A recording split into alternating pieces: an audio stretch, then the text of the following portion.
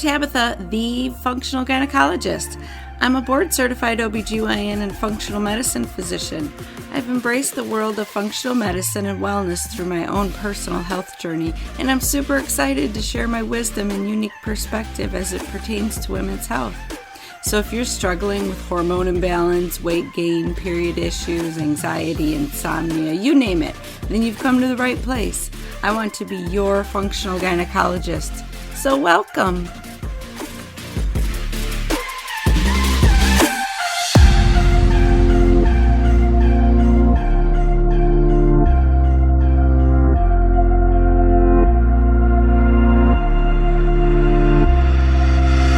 Ladies, so this week we're going to talk about breast cancer. This is such an important topic because 1 in 8 women get diagnosed with breast cancer. That is somebody in your friend group, that is a very large number of women. And so if you don't get diagnosed, I guarantee you know someone who has, or you know someone who will.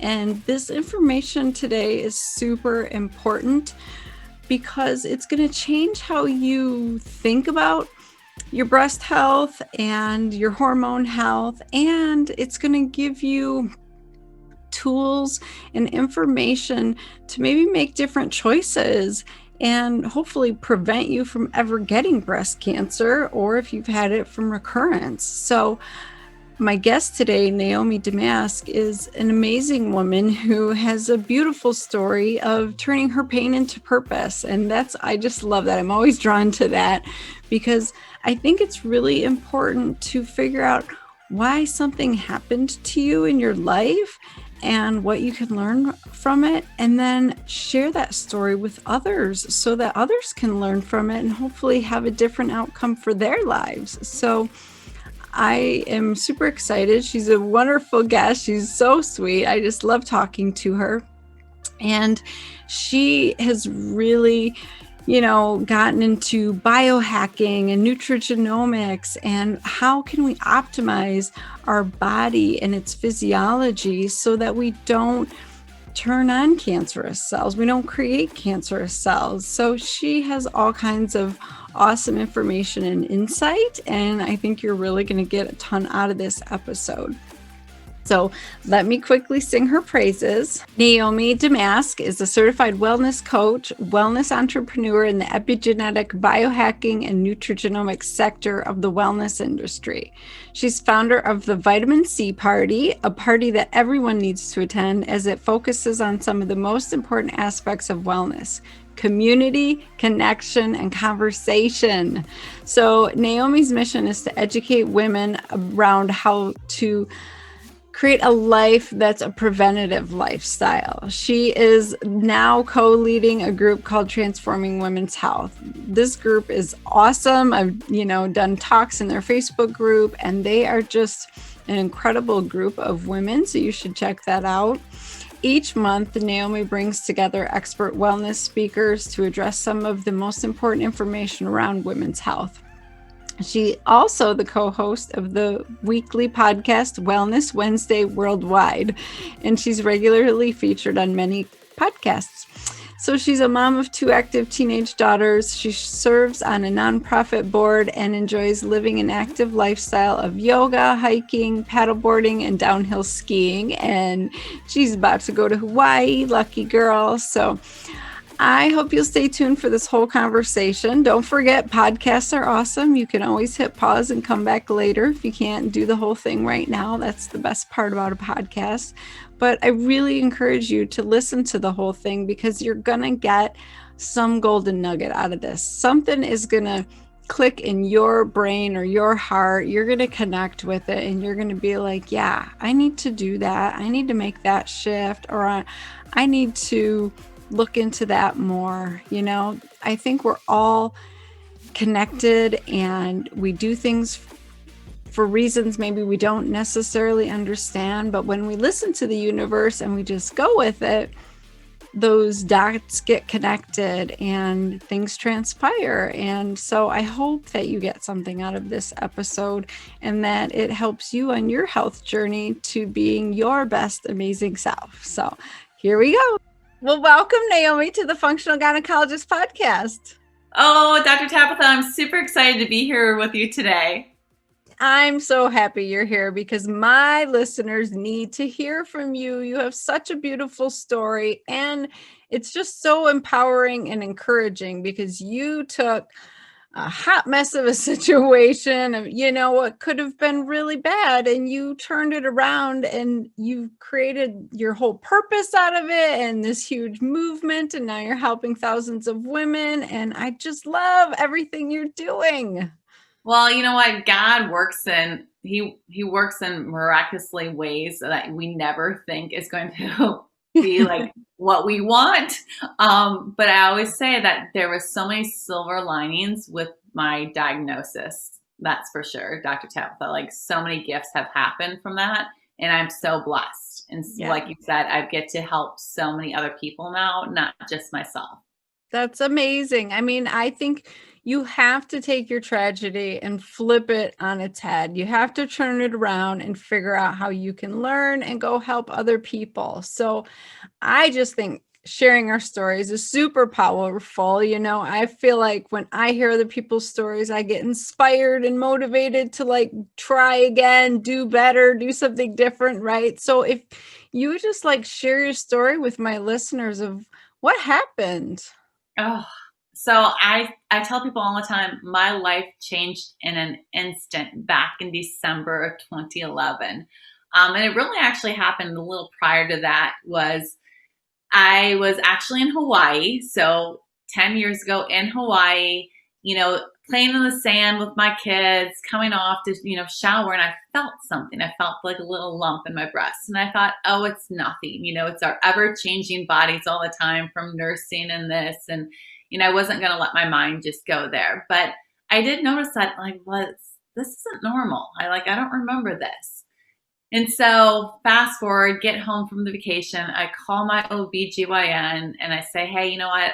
I need to come in and see you. She's like, that's fine. We have your annual coming up. We'll talk about it then. Well, then life happens. She had to cancel. I had to cancel. Going back and forth. I did not see her until beginning of December. And by that time, it was like we were in the throes of about to move. My husband accepted a job to move from the city of Chicago to Atlanta. It's holiday time. So I'm not thinking anything about this lump anymore. Like I've sort of like put that in the back of my mind. Well, when she started doing my exam, she said, oh, you have a lump. And she said right away, it's probably nothing. You are young. You are healthy. You are active. It's probably like a cyst. Let's just go get it checked out. No big deal. But Dr. Tab was like, you know how that gut instinct tells you that it's more? And she kept asking, like, has it changed? And I was thinking in my mind, yeah, it really has. But I was like, oh no, it's still the same. It's still the same, trying to just make myself feel better.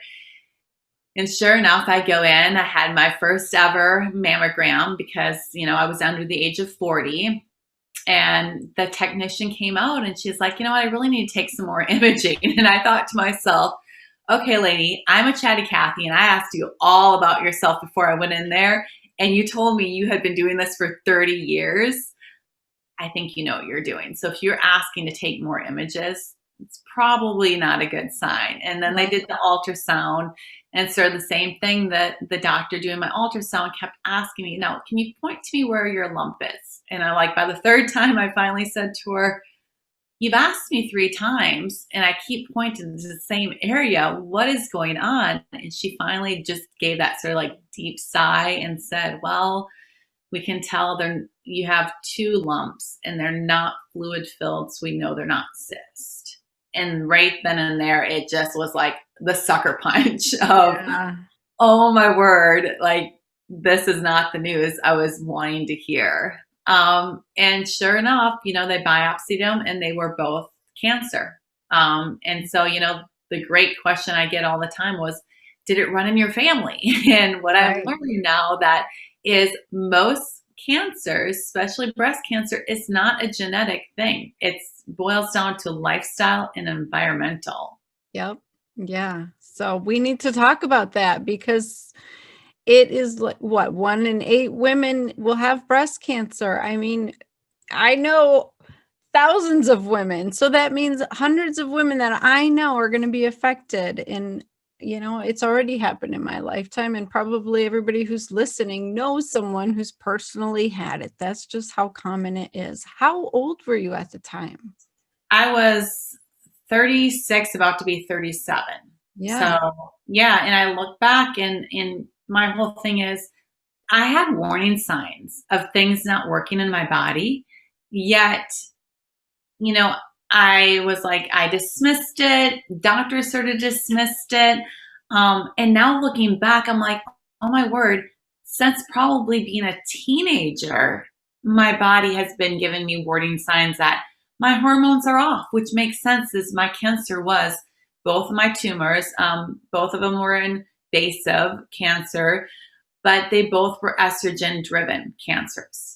And Okay. so I look back to even being in, high school, I had hormonal issues. And then in college, their answer after I got out of college was finally just put me on birth control. And then I was having migraines.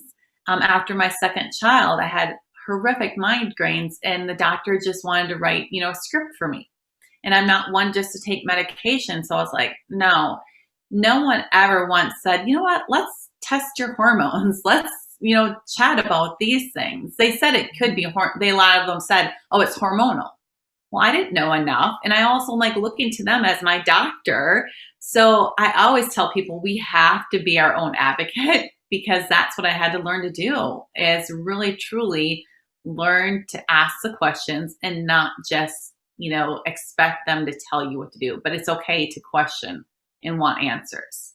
Yeah, I mean, that is such an important point. Like, if you're not comfortable with what you're being told, you need to ask, you need to pipe up or go find somebody else, get a second or third opinion, right? Like, I know doctors have trained and learned a ton. They spent their whole lives, in school, but that still doesn't mean they know everything. It doesn't mean they're up to date necessarily on the latest research. And I just think back to when I was young, what we knew about breast cancer. It has changed so much just in the past 20 years and in the past 5 years. We just keep understanding more and more. I was trained that, yeah, if you're less than 40, don't worry about a breast lump in a patient. Like, just reassure her, recheck it in 6 months or whatever, and that is frightening because more and more it's premenopausal women getting the diagnosis, and you're living proof. So, And I will say it's happening younger and younger, Dr. Tabatha. I'm not trying to scare people, but then it makes you stop to pause like, why is this happening? And if we look at all the data now that we know it has to do with lifestyle and environmental things that are like pulling the trigger. So for me, I do have some genetic, makeup that I'm not surprised. Everyone on my father's side has had prostate cancer. I'm the youngest of all the cousins there. And so one of my older cousins, when I was 13, she did die of breast cancer, but that was when I'm, 30 some years ago. They didn't do any testing. Well, I do now look at it. All right, if my father's side has all had prostate cancer, there is some genetic makeup there. But at the same time, I tell people all the time, I take ownership of my cancer. I don't blame myself, but I take ownership because of the lifestyle that I was leading. I loved my wine. Like, I loved my cocktails. And it made me realize, even though I was like active running marathons, doing these things, all the things that I was doing was not probably helping my body and helping get rid of those estrogens, like what you were saying. yeah, so many important points, like the alcohol. We as women are not meant to drink more than one glass. That is what the research shows. It is very hard on our liver.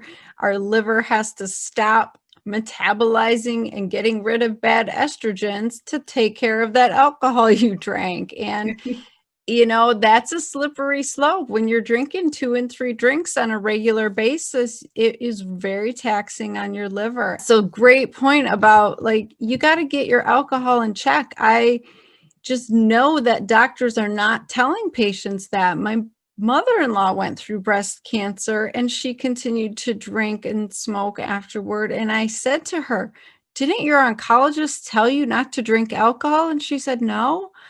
And that was like super eye-opening to me, and I've heard many times from other patients like, oh, my oncologist says my diet doesn't matter. That's not important. And it just makes me cringe, but you hit on a super important point, like the toxins in our environment. I truly believe that cancer has escalated the way it has in the past 50 years because of all the toxic chemicals we've created. I mean, plastic did not exist 100 years ago. We have created these like frankentoxins that permeate into our body and they destroy our cellular health. And people do not put the two and two together. So can you talk about that a little bit? Well, that is like the biggest factor is we have to address the toxins.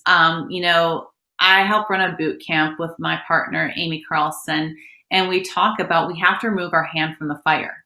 And that's the very first step that we need to be doing is addressing, looking at those toxins in our life. And I don't think people realize where all those hidden toxins are. There's been a lot of great companies out there that have started to talk about clean beauty products or clean, cleaning supplies, but it goes so much deeper than that. It goes to our oral health, these hidden infections, in our body. For me, one of them was Epstein-Barr virus, mono. I had that in high school. So I already had this hidden virus, this toxin in our body. And then you think about just our exposures to the Wi-Fi, right there. All these different things that are disrupting our cellular health that we don't think about. And if you were just like piling it on, it's like putting like an added like brick into a backpack. And then we're carrying that around with us. Well, of course, your body's going to break down over time. So we have to look at where can we remove those toxins and also what can we do to help support the body? Like you were saying, the liver. Like I never thought about my liver. Like, I was always thinking, well, I'm healthy. I exercise, I eat pretty clean.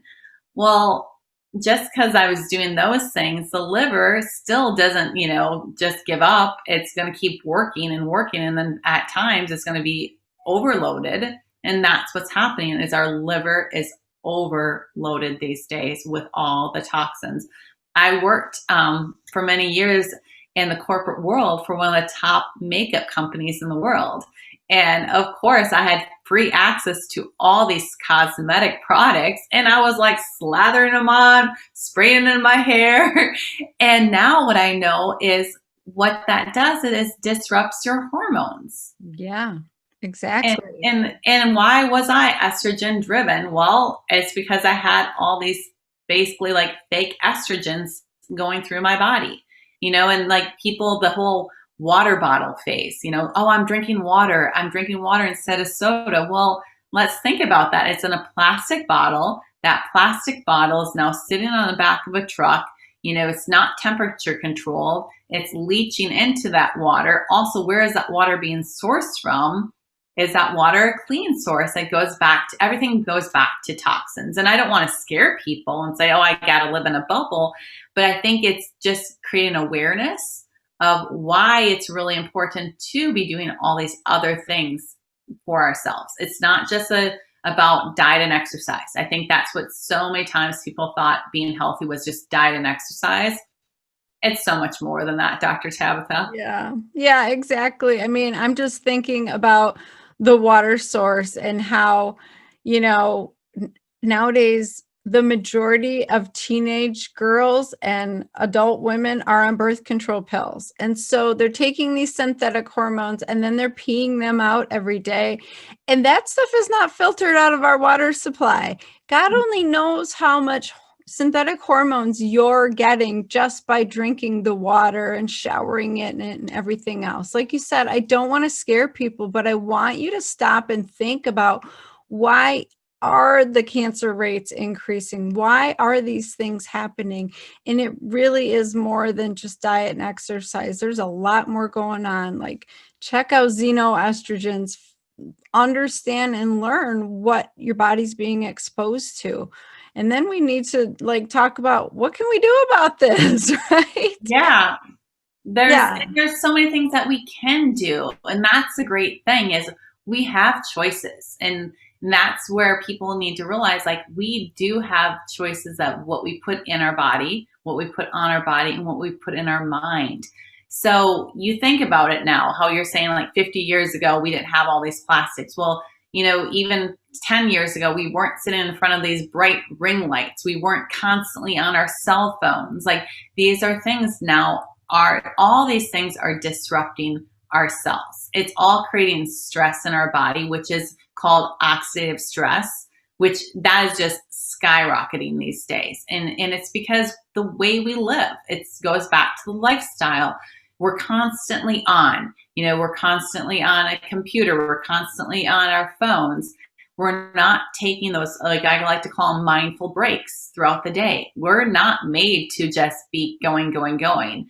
Yet that's the lifestyle that we've started to live every single day. And I was one of those people. Like that you looked at me from a lens and you would have thought I had that perfect life. I had it all going on because I was the room mom. I was actively involved in Junior League of Chicago, running big galas, raising money. I'm doing it all. Ran my own company. It looks perfect from the outside, but guess what? I wasn't taking care of myself and really slowing down and being mindful of my own health, my own, sleep patterns, which is there's so many things we can do that are free. That's why I tell people all the time, it's the freebie things. It's those low hanging fruits that we need to start to work on. And that is sleep. Number one thing, sleep. Amen. Like I can attest to that being an OBGYN. It will destroy you. You won't be able to create memories. You won't be able to restore and heal when you're ill. You can't turn over new cells. They go rogue and they create cancer, right? It should not be even negotiable. You should be sleeping.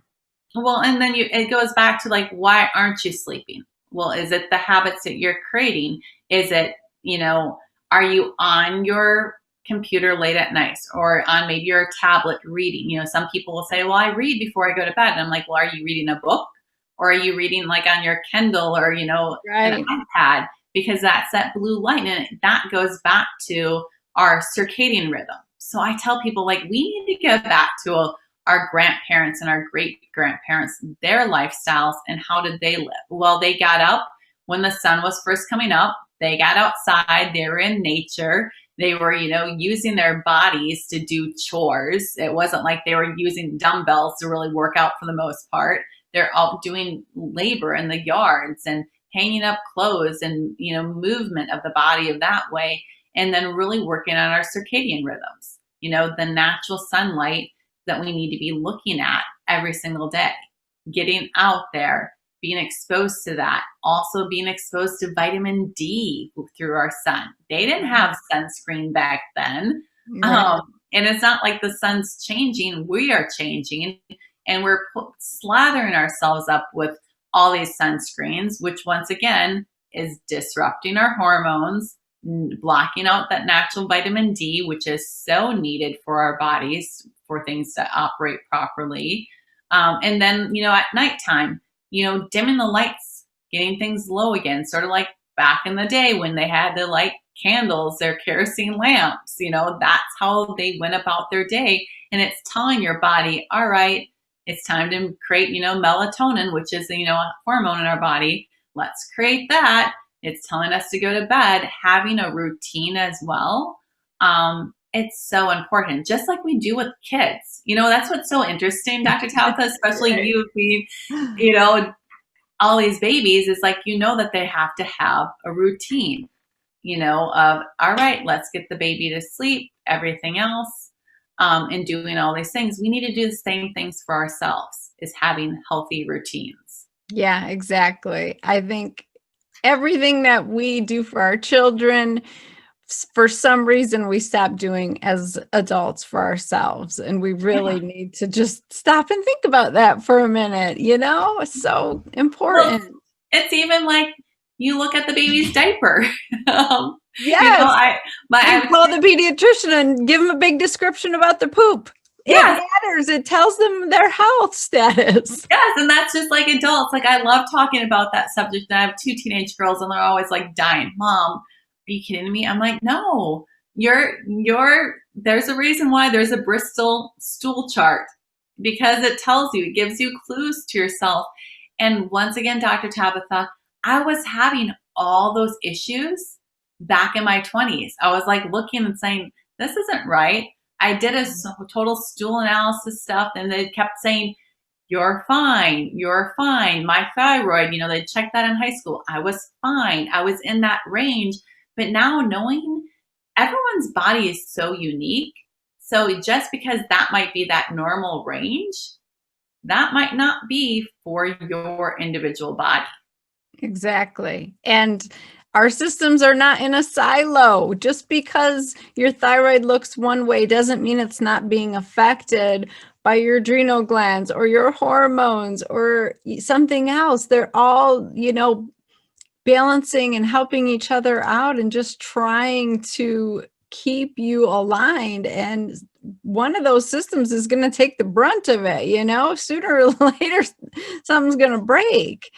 You said you were like overdoing your life. You were nonstop, being successful, doing all those amazing things. You looked perfect, but you were not taking care of your health. And unfortunately, it showed up as breast cancer. Like, I just see this way too much and I'm over it. Like, I want women to understand.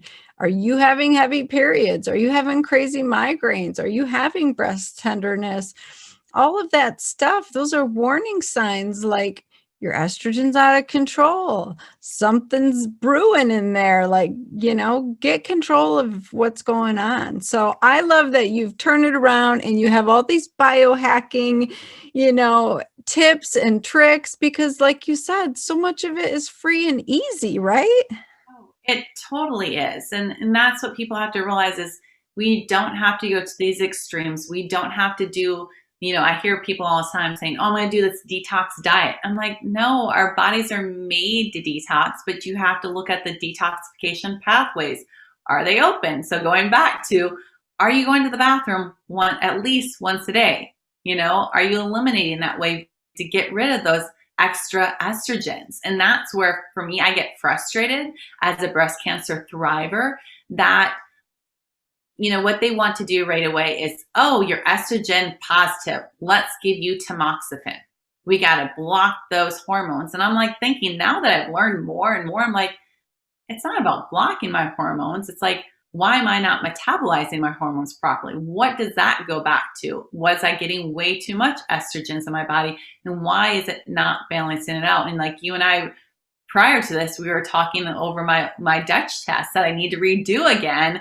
But understanding those different estrogen levels in my body and what's going on in my progesterone as well. Like, where are those at? Like, no one ever checks those things. I think about that now. Like, I've seen 5 oncologists, 5, and I'm estrogen positive, HER2 negative, yet they've never run any sort of panels to see where my hormones are at. I believe it. I recently had a patient who's a breast cancer survivor, and she was on tamoxifen, and she said, I started having periods again. Isn't that strange? I said, that's very strange. Let's check your hormones. And she said, no, the oncologist said we can't. I said, we totally can check your hormones. And we checked her hormones, and her estrogen level was through the roof. So that tamoxifen was not helping her, I mean, it's doing is blocking that hormone from potentially sending a signal. But like you said, it's not getting rid of those estrogens. You're not getting down to the root cause of the issue yet again. Yeah. And that's just it. Like, what is the root cause? Like, what is going on in your body that's causing all these things? And for me, like, I have both markers, MTHFR. So with methylation now, I'm like, all right, well, this makes sense. Now, this also makes sense. Like, you put all the puzzle pieces together. And that's why I do the things that I do to support my body, because I know it needs extra love. It Yeah. needs, like, we all have, it's not bad that I have bad genes at all. It's just like, all right, let's, clean up those genes and make sure that they're working properly. And that's just it. People think, oh, it's genetic. It runs in my family. My dad had, a heart attack at this age, or, well, it was probably back to, once again, your lifestyle. And that usually Exactly. runs in a family. It's your lifestyle. Yeah, yes, so much more. I mean, I want people to understand that genes aren't necessarily activated and causing you issues with those mutations. Just because they're there doesn't mean you're going to develop the disease.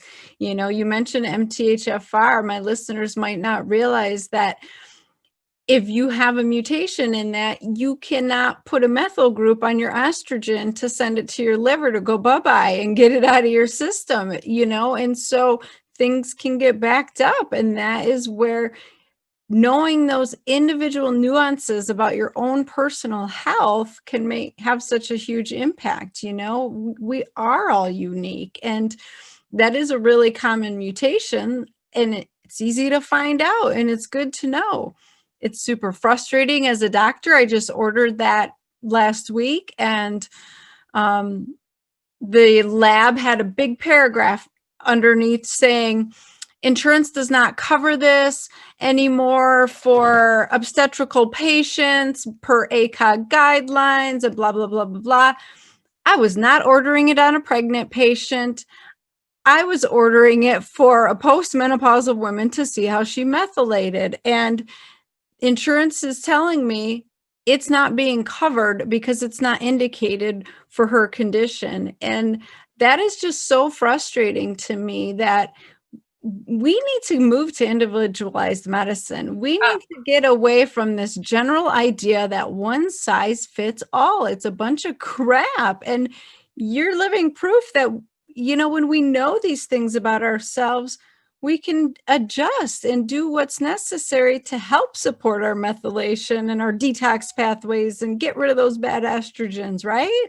oh my word. And that's just it. If we want to do a blanket, especially when I go look at breast cancer survivors, what their protocols are. It makes no sense of how we look and like treat everyone sort of the same. All right, you're estrogen positive. All right, we're going to do this. Or what just is crazy to me is saying, if you do a lumpectomy, guess what? We don't have to do chemotherapy. We're going to do radiation. And I still can't figure this one out. Like, I try to wrap my head around all this. I ended up doing a bilateral mastectomy, given the fact that I had, two different lumps, and then questionable activity in my right side.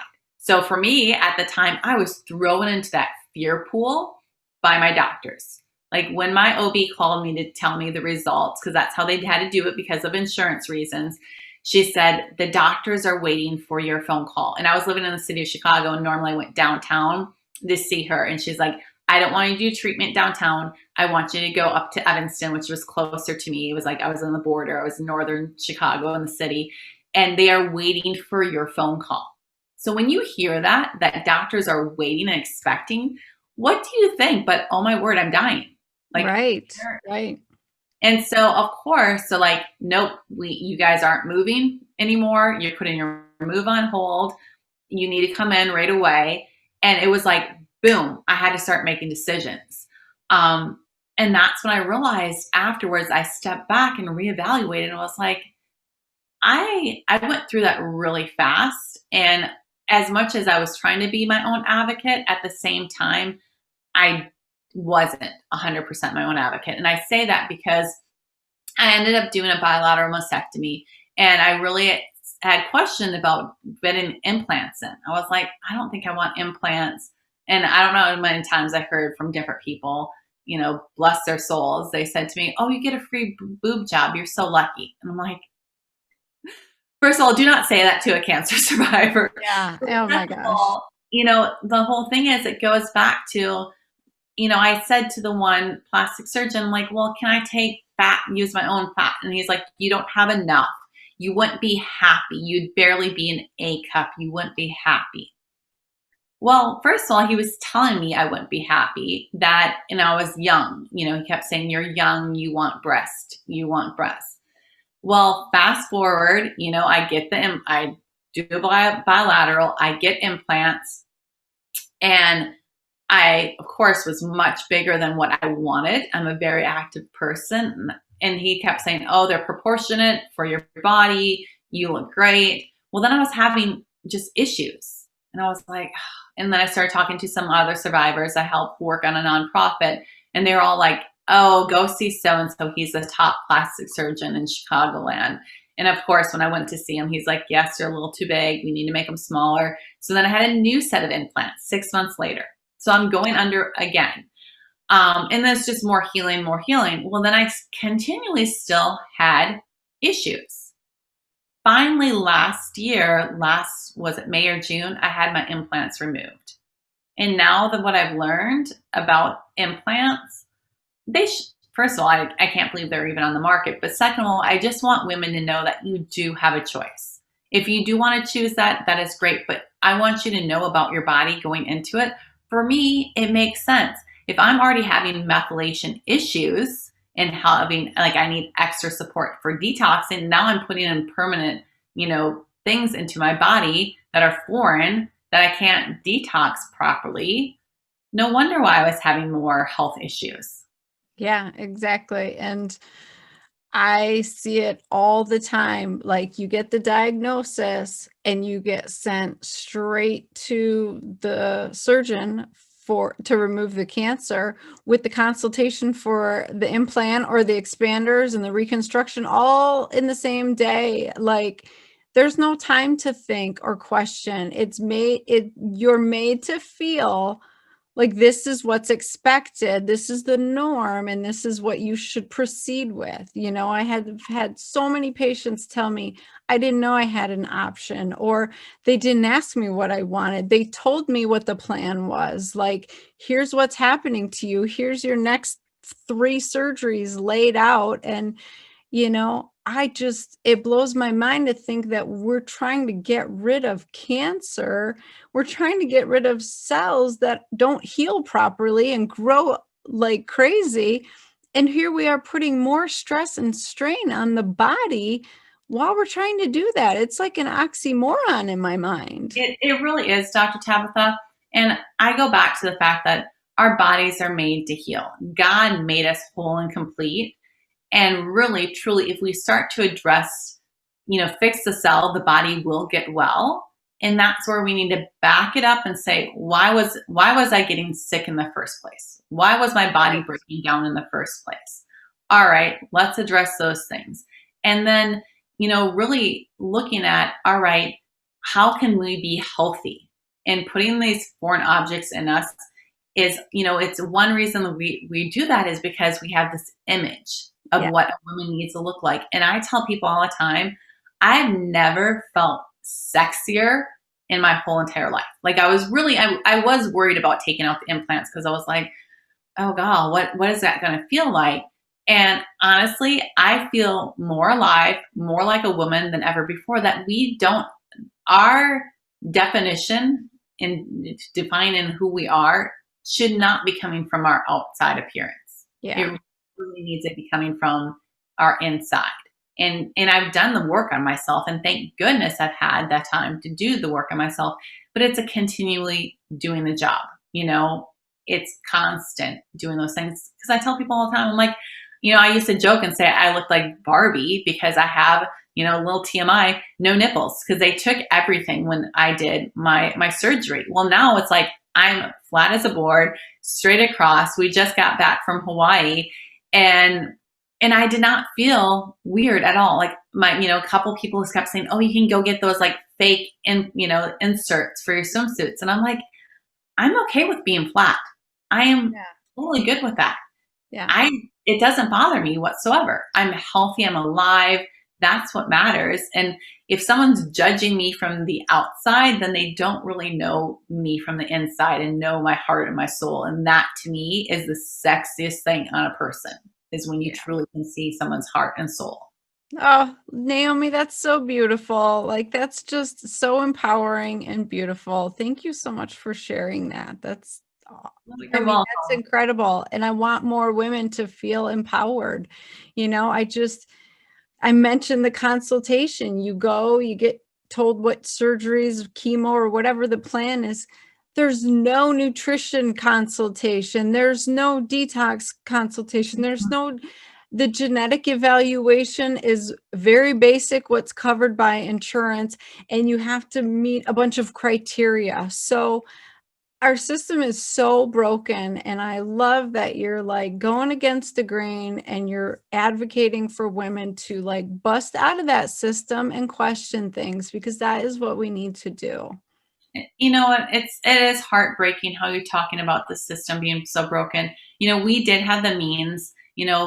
We dropped close to $50,000 that year, and we had insurance, but I was doing acupuncture, I was seeing other doctors, as well as like you were saying, they don't talk about nutrition, they don't talk about those things. So I sought that out. We had the finances to do those things. So many people don't. And that's Yeah. what's heartbreaking. Or they just go off of like, oh, I've got my insurance, I have to do that. And I know for a fact, my husband and I right now, we butt heads all the time, because he's so trained to think, the old way of thinking.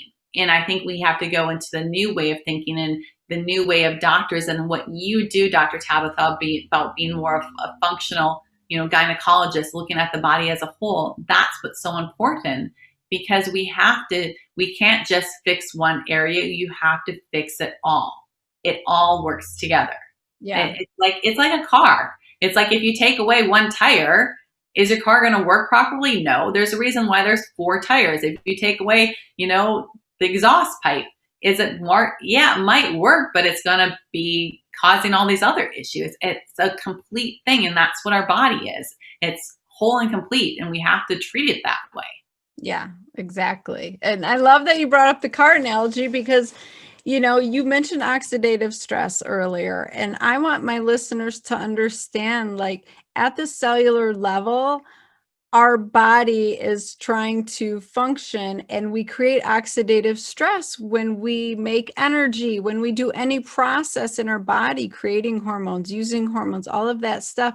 And it creates this byproduct of free radicals. And it's like rust on a car, the car gets rusty and the frame breaks down. And so, you advocate helping get rid of those free radicals, get rid of all of that oxidative damage. So I would love for you to talk about that a little bit. Oh, so the first time I actually heard the term oxidative stress was from my oncologist, because he knew who I was. First of all, I negotiated, and I did only 4 rounds of chemotherapy. That, and he just sort of looked at me and he was like, "What?" And I was like, "Listen, I don't want to do any chemotherapy, but everyone that I know is all pushing for me to do chemotherapy. So I've realized I can do the bare minimum, which is 4 rounds." So I did that. So he just knew how I was. So after I completed my chemotherapy and everything, I was like, all right, what is the number one thing I need to be concerned about? And he said to me, high levels of oxidative stress. And that was the first time I had heard that term. And I was like, well, like, what is that? And he's like,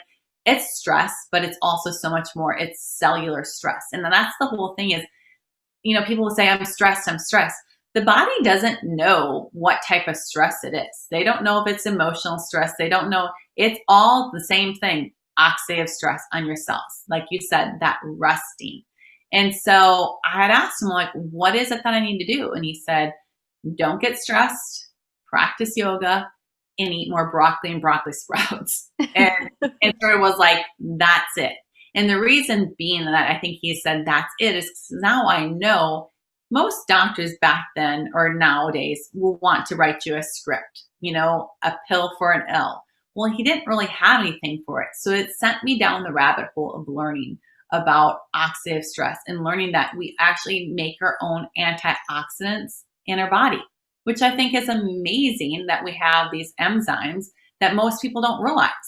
We sit here over here eating blueberries, doing these things.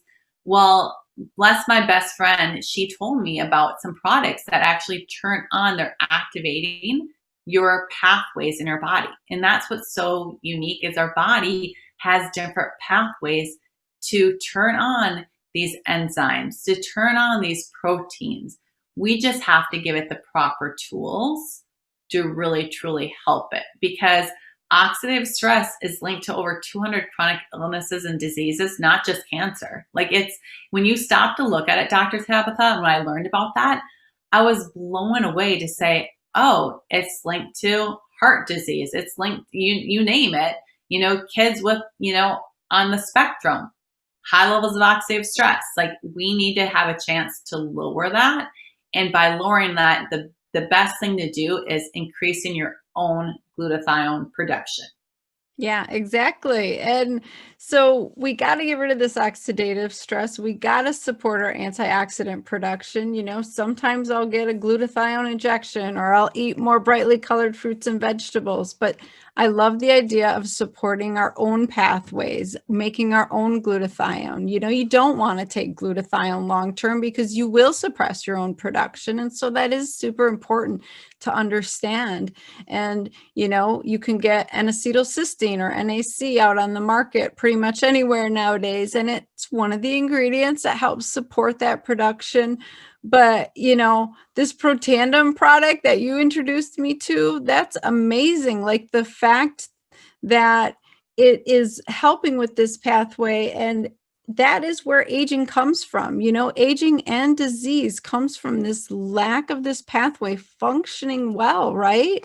Oh, yes. And that's the whole thing, is they're understanding longevity and anti-aging is so much more than just wrinkle cream. Like, and that's what Yeah. my whole thing is when people are saying, oh, I'm getting wrinkles. Well, that all goes back to high levels of oxidative stress. And so for me, I wanted to start to help support my body. So when I learned about Protandim and started taking these products, I learned that it's increasing your own glutathione naturally.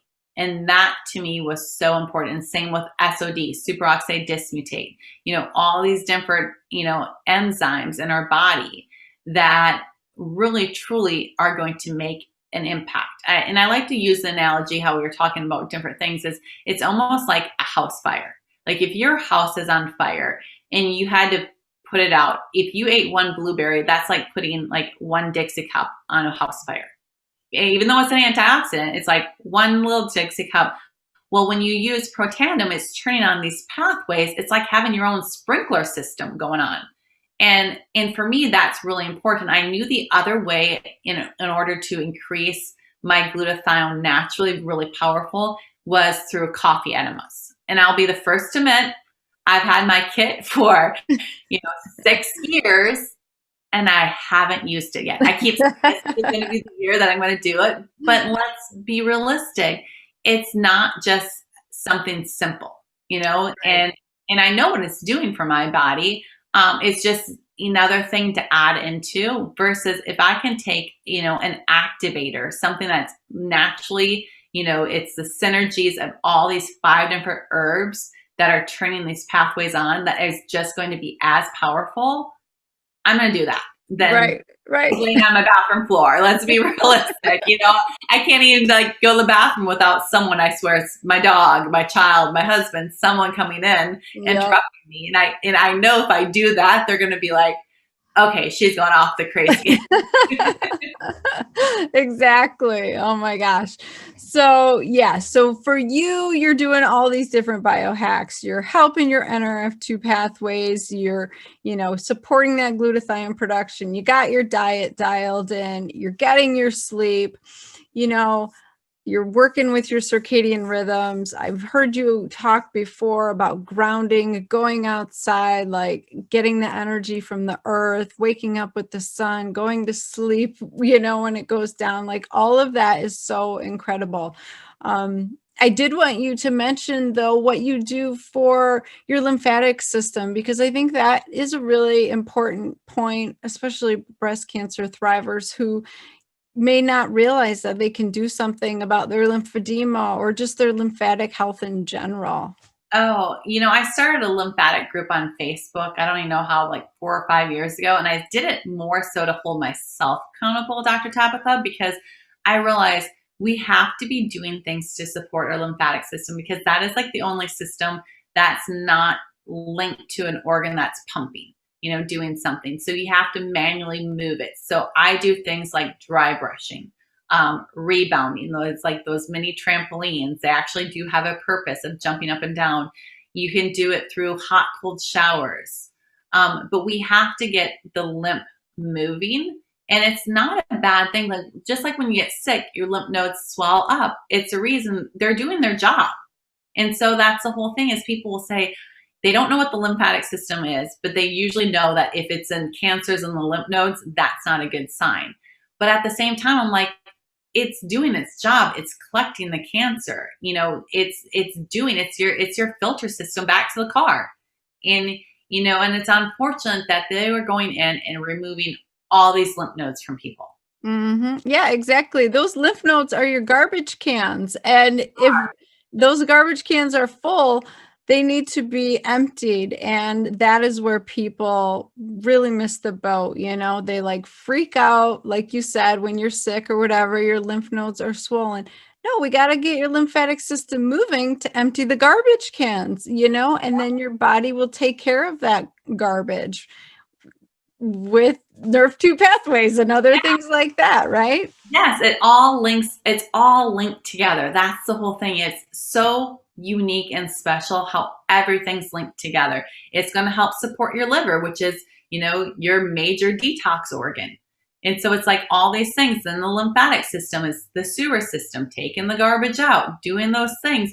But it also needs support. It needs all these different things. You need to have plenty of fluid, sleep, all the different things that we always talk about. You can't just do one thing, you have to do it all. And then they discovered that your lymphatic system, which is part of your lymphatic system, but in your brain, that restores itself at night. So once again, it goes back to sleeping. Why sleeping is so important. And then like you put in that other layer of the vagus nerve. We are constantly in, that flight or fight stage of life. And what can we do to activate? That's our largest nerve in our body, is the vagus nerve. How can we activate that? And doing different things, because that's also linked to your lymphatic system, and which is linked to your immune system. So it's all working together. And God wants our bodies to work properly. He really doesn't want them to be broken. But we have to realize, okay, what can we do to get the garbage out? Are we moving? Are we sweating? Are we, getting rid of those toxins? And I will tell you right now, women, what do? We put on sports bras. We put on spandex, all these tight things that are just, they're restricting our lymphatic system. We have the most lymph nodes around in like our armpit areas. We have it like in your groin, stomach area as well, that we need to pay attention. But if you're living in tight spandex and Spanx and everything else, and a tight bra with underwires as well, what are you doing? You're damaging your lymph nodes. Yeah. And then not moving on top of it. Oh my gosh. Yeah. So it's like, it's just insult to injury constantly. But we don't have to do those things. We can dry brush. We can do these things to help support. And that is right there.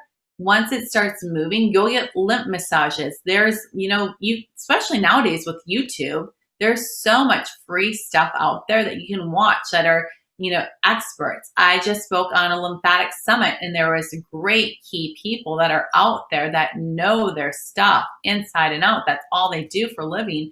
And you will be amazed how people, once they start getting their lymph fluid moving again, they feel so much better. Yeah, exactly. Well, I'm so glad that you were on today, because I know my listeners needed to hear this stuff, and they can follow you. They can join your groups, and they can learn more about detoxing with you and Amy. They can get in your lymphatic group, right? Like, tell my listeners where they can find you. So our website is called transformingwomenshealth.com. And from there, we have a Facebook group, we have an Instagram page. Plus, you can just find me on my own personal page, which is Naomi Damask. And come join me in my different biohacking groups, my lymphatic group. I truly love people, and I love to be able to support you and help answer your questions. As a holistic health coach, that is my one thing is I want to make sure that you get the right information and really truly are going into action, because that's the other thing is we can take this all in, Dr. Tabatha, but if we aren't taking action in our life, it doesn't matter. And I always think about, my mom uses this analogy, how, God will work with you if you put forth the effort. And she's like, I always think about how if a little boy sat down and was like, sat on the curb and was crying, like he was trying to get somewhere, and he prayed to God, oh God, please help me get there, versus that little boy that's like running to get there, going, please God, let me get there. Guess what? The one that's running, God's going to also say, hey, you're in action. It really does make a difference.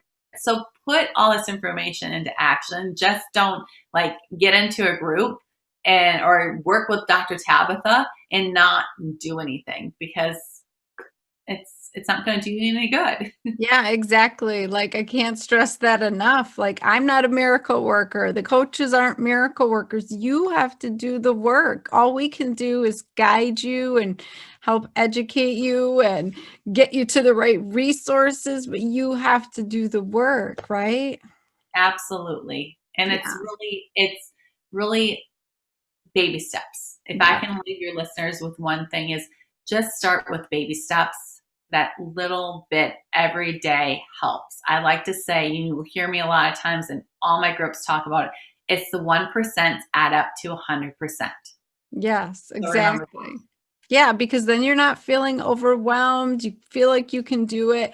And you create some consistency behind it, and then you can add to it. And what amazing things can happen, right? Like, you could be a totally different person. That's what I say. Every episode, like, just find your golden nugget. Figure out what you're going to take from this episode. Go add it to your other nuggets, and like, you'll be a whole new person by next year, honestly. Absolutely. It's just having more tools in your toolbox is like what I always say. Yeah. Well, thank you so much for sharing all your wisdom and your story. I mean, it's so inspiring, and I just appreciate your authenticity and your being vulnerable with us. I mean, women need to hear that. Thank you for having me and giving me this opportunity and platform to speak to your audience. I really appreciate it. Yeah. So all the links are in the show notes. Go check out Naomi, everybody. All right. Bye. Okay. I hope you found that powerful and inspiring, and I hope you got some kind of golden nugget out of it. I know that what, clicked in my mind was, don't ignore the warning signs that your body is giving you. Symptoms are your body's messages to tell you, like, hey, stop and pay attention. Something's going on. Symptoms and warning signs are not to be covered up or ignored or just poo-pooed. It's really, if something's going on, you want to figure out what it is and get to the bottom of it. And it might be that you need to talk to more than one doctor, or you need to confide in a friend or your sister or your mom or whoever. Like, we need to support each other as women and help each other along our journeys. I love Naomi's vitamin C parties. I think community is so important. Conversations are so important. Like, that's why we're here, right? So embrace that idea of like supporting each other, listening to your body, and doing what you need to do to get your health in line. And you might not even realize you have any issues. Like Naomi, she was young and she was just living. She was blown away. Like, she couldn't believe this happened to her.